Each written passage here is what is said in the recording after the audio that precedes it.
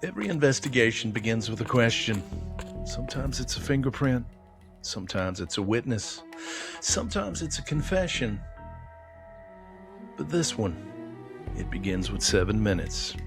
7 minutes. That's all it should have taken 19-year-old Brenda Kay Mills to walk home from the American Legion hut on the night of August the 2nd, 1972. She never made it home. Tonight, we're taking another look. Imagine this with me, if you will. It's just before 11 o'clock on a warm Wednesday night.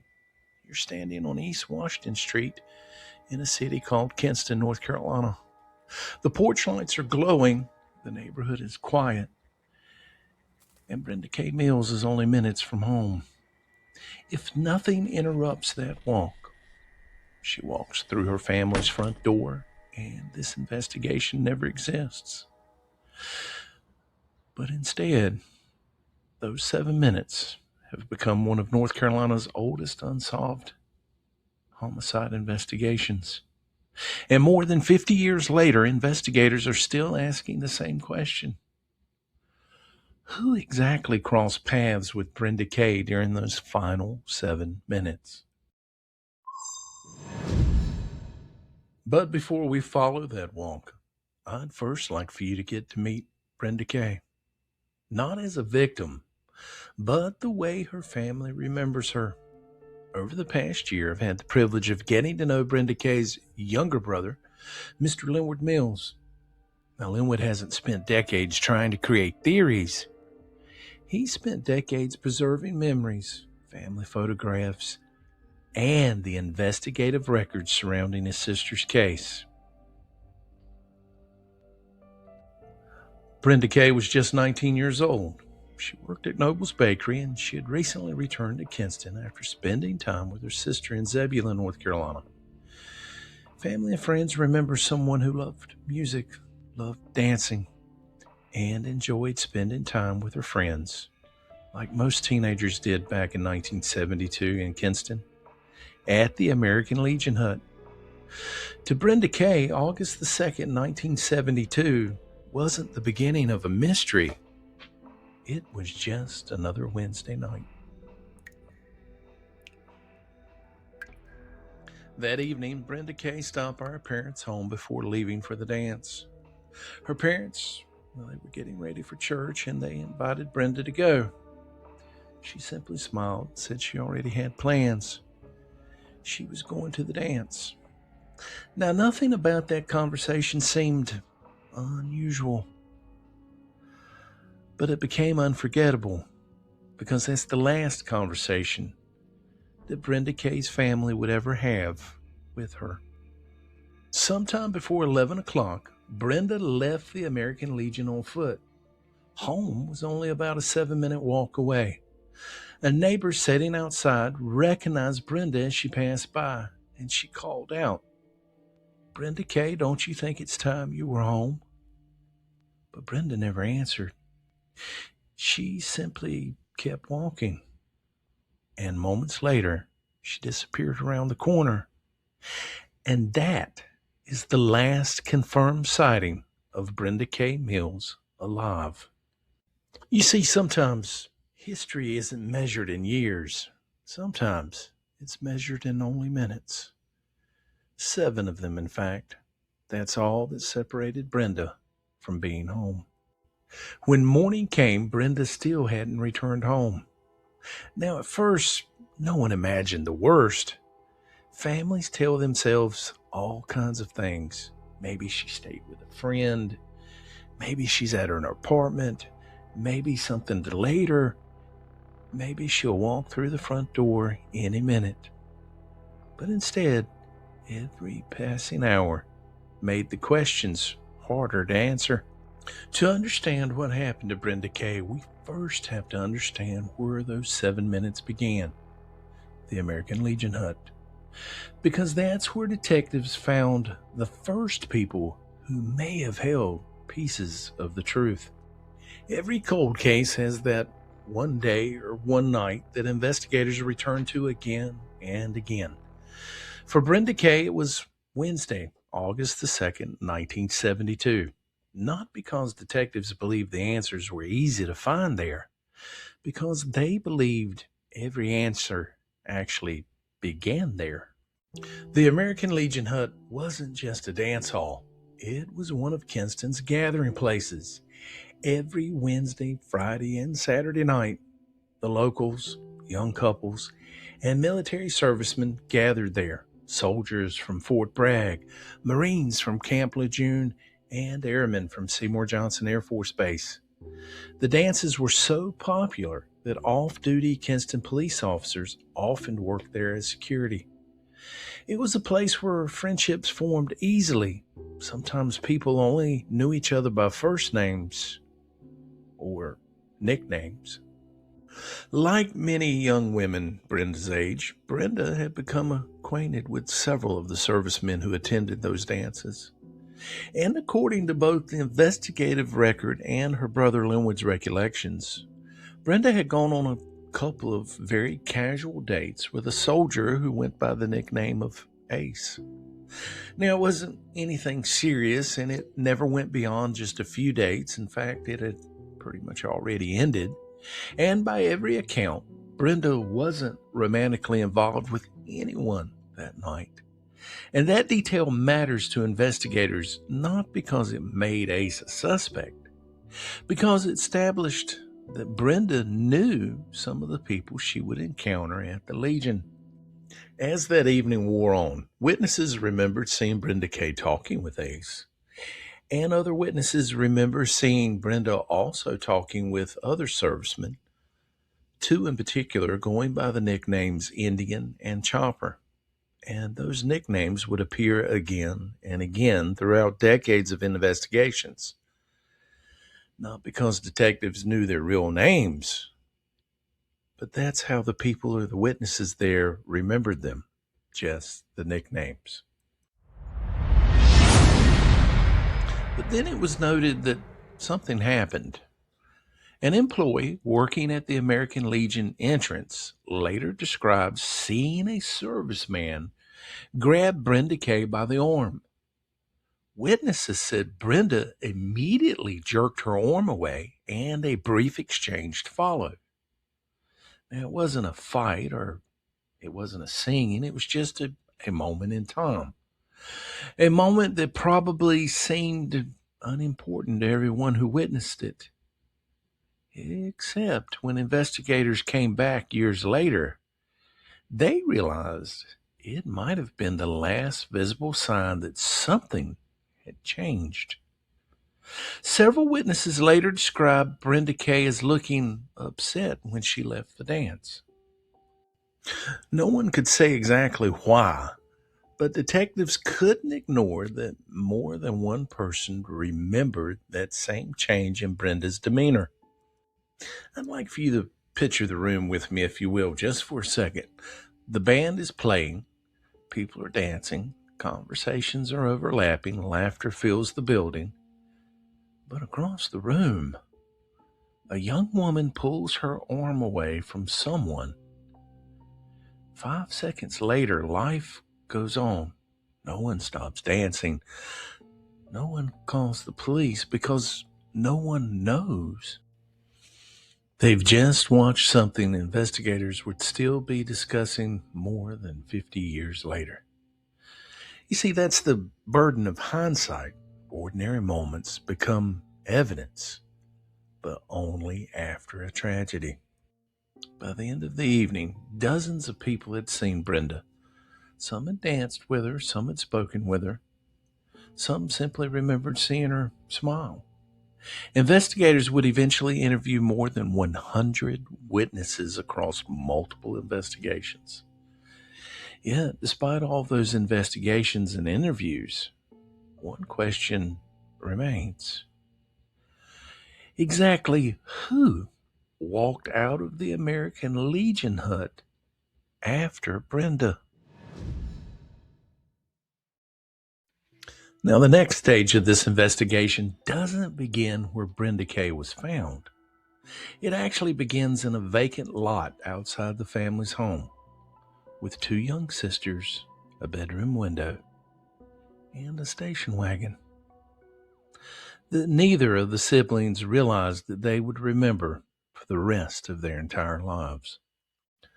There are moments, like we said, in every investigation that detectives tend to return to over and over again.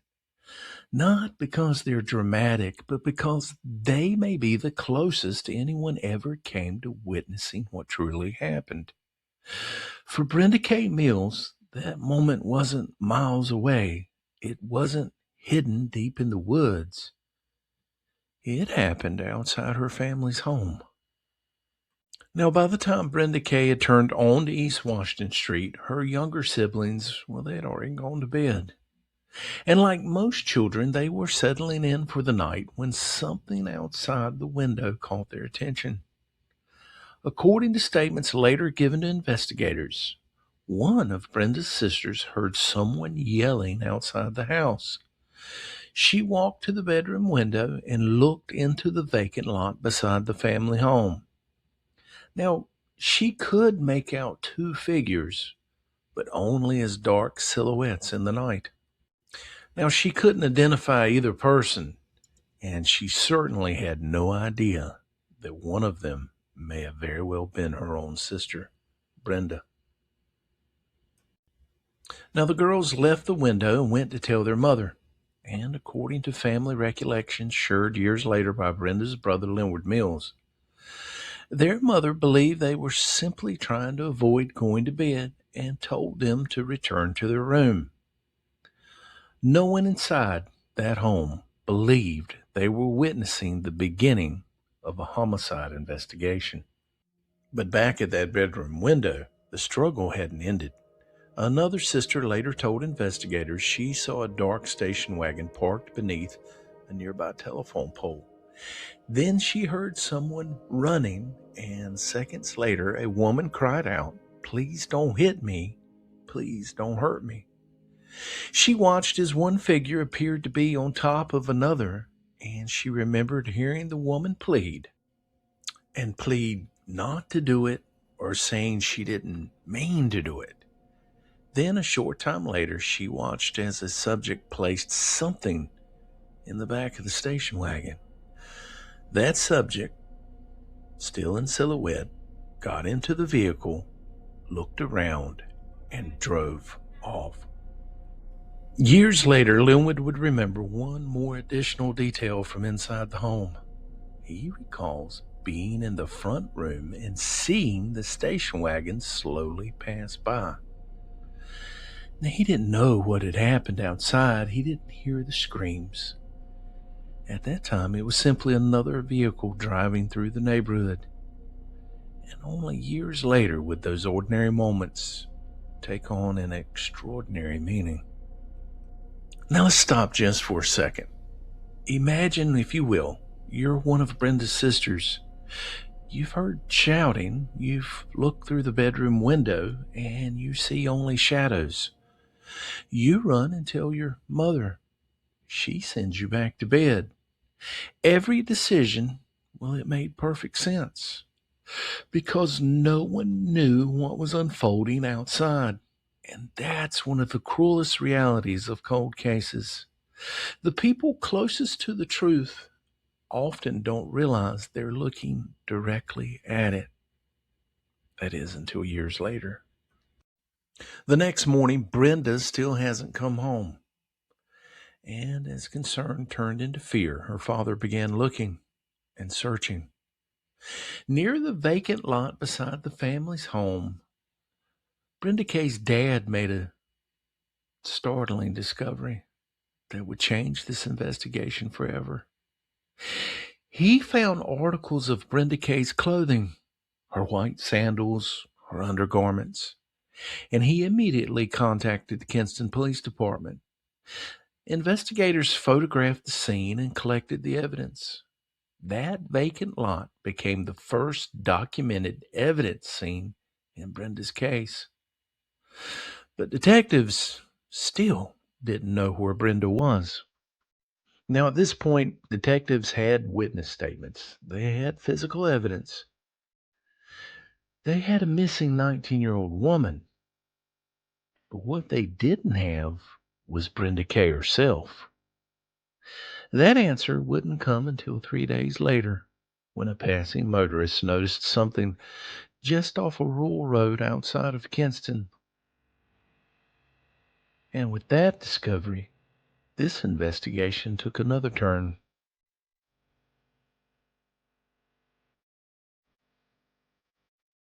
For investigators, time is evidence, and every hour that passes, memories begin to fade. Witnesses become harder to find, and physical evidence changes. And in Brenda Kay's case, 3 whole days passed without anyone knowing where she was. On the evening of August 3rd, Brenda Kay's father officially reported her missing to the Kinston Police Department. By then, the discovery of Brenda's white sandals and undergarments beside the vacant lot next to their family home, well, that discovery had already convinced Brenda's father something was terribly wrong. Investigators photographed the scene, collected the evidence, and began what would become one of the largest investigations in Lenoir County history. But despite these discoveries, there's still no sign of Brenda Kay herself. That fact changed the investigation for the moment. Detectives weren't investigating a homicide. They were still searching for a missing 19-year-old woman. Every interview, every lead, every phone call was driven by one single hope: that Brenda Kay might still be alive. August 4th came and went. The investigative file records, well, they have no major activity for that day. No breakthrough, no confirmed sightings. Just another day of waiting. And for Brenda Kay's family, that day must have felt like an eternity. But that Saturday evening, August the 5th, a man was driving along rural paved road 1607. Now, today we call that Shackelford Road, but as he traveled down that road, a rabbit suddenly ran across in front of his car. He slowed down and then noticed what appeared to be someone lying near the roadside. At first, he believed it might just be a person sleeping, and he called out, but there was no response. But instead of driving away, he went to a nearby house and contacted the authorities. When investigators arrived, they indeed discovered it was, in fact, Brenda. Her body was approximately 20 feet inside a wooded area off the western side of the roadway. She'd been there for days. The summer heat had already begun taking its toll. The condition of Brenda's remains would soon create one of the greatest obstacles investigators would face for decades to come. Sometimes the most important evidence isn't what investigators find, it's what time takes away. Every day Brenda Kay remained undiscovered, the investigation would become more difficult. Not because detectives stopped looking, but because nature never stops changing a crime scene. Brenda Kay was transported to Chapel Hill for an autopsy. Investigators hoped the examination would answer some of the most basic questions. For starters, how did Brenda die? Where had she been killed? And could the examination possibly identify the person responsible? But instead, that autopsy, well, it raised as many questions as it answered. Questions that investigators would still be wrestling with years later. The discovery of Brenda Kay's body, well, that did answer one heartbreaking question. But it opened up a series of other questions. How did she die? The answer would become one of the most frustrating chapters in this entire investigation. When Brenda Kay was finally found, one heartbreaking question had finally been answered. Her family knew where Brenda was. But for investigators, the questions were only the beginning. How had Brenda died? Could detectives determine where she had been attacked? Was there physical evidence capable of identifying the person or persons responsible? Those questions would become the very foundation of this entire investigation. Unfortunately, that foundation wasn't as clear as anyone had hoped. Brenda Kay was transported to the office of the chief medical examiner in Chapel Hill, North Carolina. And like every homicide investigation, detectives looked to the medical examination for direction.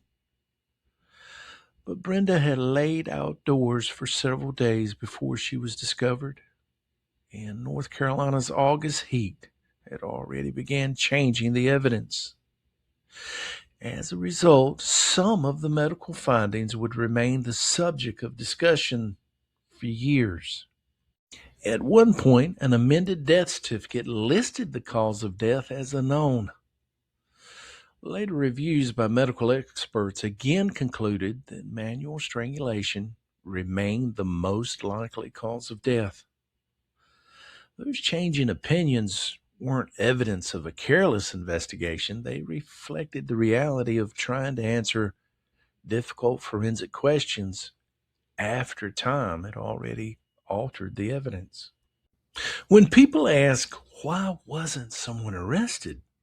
They often imagine investigators begin with clear answers. And sometimes they do. Sometimes they don't. Sometimes the very first obstacle is simply understanding what happened. And without that certainty, every decision that follows becomes more difficult. Time, however, wasn't finished with complicating Brenda's case. As decades passed, science continued to advance. DNA technology transformed homicide investigations. Evidence collected years earlier suddenly began solving cases once considered impossible. Like every cold case investigator, the detectives who reopened Brenda's file hoped they would have some of those same advantages, and that those advances might finally provide answers. But this investigation faced another obstacle. According to the investigative record and the information preserved through Brenda Kay's family, Brenda had been cremated. That meant investigators could never return to her remains, never apply future forensic techniques, and never ask new scientific questions because the evidence, well, it no longer existed. And the investigators encountered another heartbreaking reality. Some of the physical evidence collected during the original investigation, evidence that had once carefully been bagged and tagged and preserved, well, it can no longer be located. Now, no one is suggesting that anyone intentionally caused that loss. More than 5 decades had passed. Evidence storage practices in 1972 were very different from the standards investigators work under today. Departments evolve, facilities change, policies improve. Those are realities that affect many cold cases across the country. But regardless of how it happened, the result, well, it's still the same. Some evidence that might have been examined using today's forensic technology, well, it's no longer available. No one can honestly say whether modern DNA testing would have identified Brenda's killer. We simply don't know that. It is speculation. The evidence may have never contained usable DNA at all. But investigators lost something equally important. They lost the opportunity to ask the question. I'd like for you to imagine reopening this case today. You'd have better science, better technology, more advanced forensic tools than investigators could have ever imagined in 1972. You're finally ready to test evidence, only to discover some of it no longer exists. Again, that's not criticism of the investigators working this case today. In fact, it's exactly the opposite. Today's detectives are working with what remains while carrying the weight of every decision, every report, and every piece of evidence left behind over more than 50 years. That's an enormous responsibility, and it's one they're still carrying today. By now, investigators have reconstructed Brenda Kay's final evening. They have had re-interviewed witnesses, reviewed old records, compared decades of statements. The file has grown larger. But one question has refused to go away. The same names, or nicknames, well, they keep appearing. Not because investigators have reached a conclusion, because the evidence keeps leading them back to the same circle of people. That became the next stage of the investigation. Not only who did it, but why did detectives keep returning to the same names or nicknames? And why could they never prove who was responsible? By the time investigators reached this point, they had something every detective hopes for: witnesses, physical evidence, a timeline, names, or nicknames. But having names, well, that isn't the same thing as having proof. And as the detectives continued interviewing witnesses, certain names kept appearing, not once, not twice, but again and again. The question wasn't just who did it, but the question became, why? Why do these names continue to surface? Now, one thing investigators quickly realized was the American Legion hut had created a unique challenge. Many of the young servicemen stationed throughout eastern North Carolina knew one another only by nicknames. Witnesses remembered Ace, they remembered Indian, and they remembered Chopper. Others remembered faces, but not names. Now, for detectives trying to reconstruct one summer night in 1972, that's an enormous obstacle. Military assignments changed, people transferred, some left North Carolina altogether. And then time sets in and memories begin to fade. And again, according to witness statements collected during the investigation, Brenda Kay had spoken with several servicemen that evening. Family members later recalled that Brenda had previously gone out on a handful of dates, very casual dates, with a soldier known as Ace. Now, it was not a serious relationship by any means. It really didn't go past one, maybe two dates at the most. And by all accounts, it had already ended. Now, investigators documented that fact, not because it established guilt, but because it helped identify the people known to have spoken with Brenda Kay during her final evening. Another witness remembers seeing a brief confrontation inside the American Legion hut. According to that statement, a serviceman grabbed Brenda Kay by the arm. Brenda immediately pulled away, and the exchange only lasted a moment or two. It wasn't a fight. It didn't stop the music. Most people forgot it happened before the night was even over. Years later, investigators looked at that same moment very differently. Not because they knew what it meant, because they couldn't afford to ignore anything that might help explain why Brenda Kay appeared so upset when she left the dance. As investigators continued reviewing witness statements, another location kept appearing throughout the file. Rural Paved Road 1607. Today it's known as Shackleford Road, the very same road where Brenda Kay would later be discovered. One witness who later was re-interviewed before her death Well, she told investigators that during the early morning hours of August 3rd, between 12:20 and 12:30, she was driving along rural paved road 1607, and as she rounded a curve, she noticed two vehicles stopped along the roadway. One was described as a medium-sized blue car with a blue and white front license plate. Behind it sat a second light-colored vehicle. Standing beside each vehicle was a young white male. Neither were wearing a shirt. One appeared to be wearing dog tags around his neck. And as the witness drove past, one of the men turned and looked toward her. Now, standing alone, that sighting doesn't prove anything. Eastern North Carolina was home to several military installations. Seeing young servicemen on a warm August night, well, that wouldn't have been unusual. But what caught the investigators' attention was where they were reportedly seen. Not at the American Legion hut, not downtown, but along the same rural road that would soon become one of the most important locations in this entire investigation.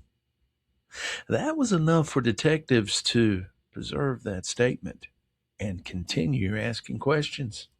As the years passed, additional witness statements entered into the investigative file. Some witnesses reported hearing conversations in which individuals claimed they raised important questions, but what they did not become was proof beyond reasonable doubt. This is where many cold case investigations reach their most difficult point. A witness remembers a conversation. Another, well, they remember two cars parked along a rural road.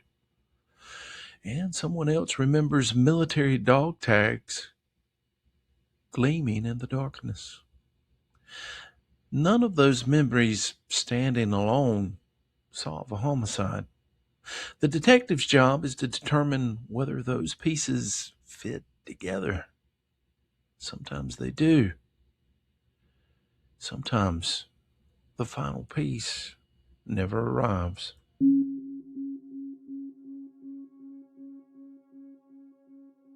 By the time investigators completed decades of interviews, they weren't struggling to find questions. They had plenty of questions. The challenge was finding evidence strong enough to answer those questions. That's what separated suspicion from proof. And in a courtroom, proof is the only thing that matters. More than 50 years have now passed. Some witnesses are gone, and some evidence has been lost to time. Some questions may never be answered, and yet Brenda Kay's file, her case, well, they remain open because investigators still believe the truth may exist inside a memory someone has carried for more than half a century. For more than 5 decades, Brenda Kay Mills' family has lived with questions no family should ever have to ask. Questions that investigators have carried from one generation to the next. Questions that still remain unanswered. But this story isn't over. Today, the investigation, it remains open, and there is renewed hope.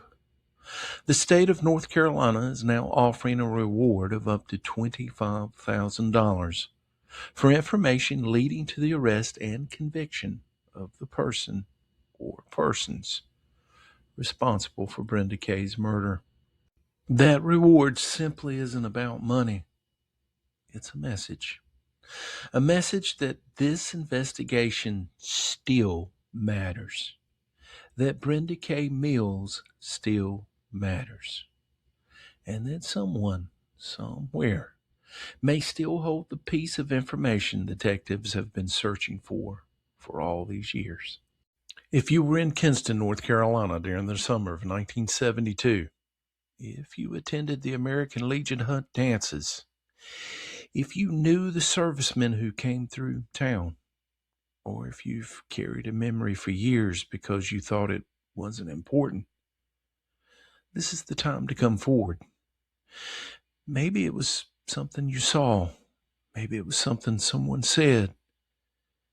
Maybe it was a nickname, a vehicle, or a conversation you've never forgotten. You don't have to solve the case. You simply have to tell investigators what you remember. Sometimes one forgotten detail is all it takes to reopen a door that has been closed for more than 54 years. Tonight's episode is dedicated to the memory of Miss Brenda Kay Mills, a daughter, a sister, a friend, a young woman who should have made it home after a 7-minute walk. This episode's also dedicated to her family, especially her brother, Mr. Linwood Mills. And it's his determination to preserve Brenda's story that has helped to ensure Brenda will never be forgotten. Our hope is simple, that one day this investigation ends. Not with yet another question, but with an answer. If tonight's investigation has moved you, and you'd like to know more about Miss Brenda Kay Mills, about her life from someone who loved her and still loves her, I've included a link in the description to my full conversation with Miss Brenda's younger brother, Mr. Linwood Mills. In that interview, Linwood shares memories of Brenda, what she was like as a sister and as a person.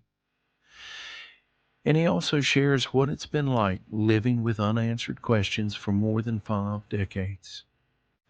I do hope you will take time to listen. This has been Tim Eubanks with the Bucklesberry Lemonade Podcast. Remember to lock your doors, turn on your porch light, and until next time, stay safe out there.